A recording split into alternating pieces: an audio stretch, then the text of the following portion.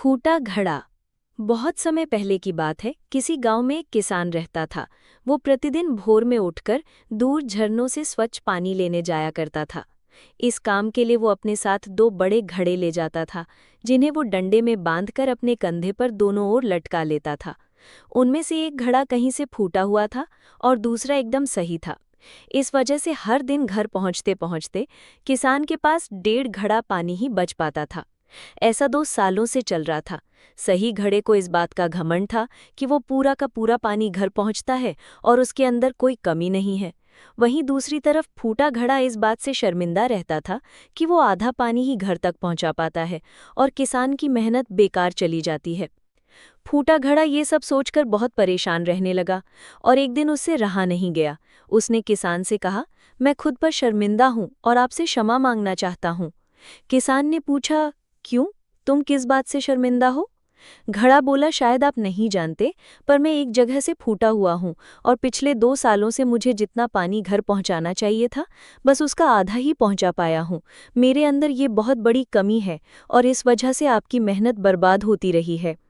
जब फूटे घड़े ने दुखी होते हुए ऐसा कहा, तो किसान को घड़े की बात सुनकर थोड़ा दुख हुआ और वो बोला, कोई बात नहीं, मैं चाहता हूँ कि आज लौटते समय तुम रास्ते में पड़ने वाले सुंदर फूलों को देखो।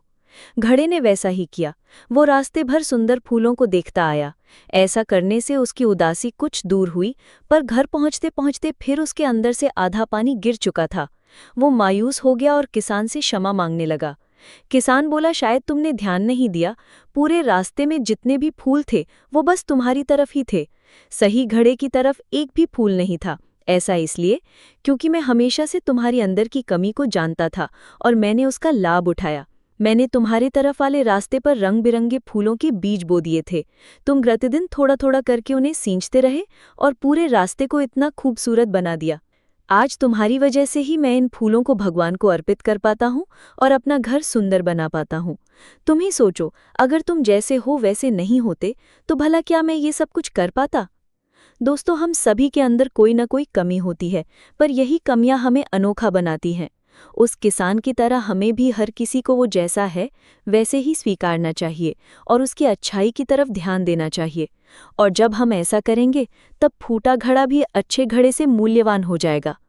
अगर आपको ये कहानी अच्छी लगी हो तो लाइक, शेयर और सब्सक्राइब करना बिल्कुल ना भूलें, क्योंकि ऐसी कहानियाँ आपको मिलती रहेंगी। जय श्री कृष्ण।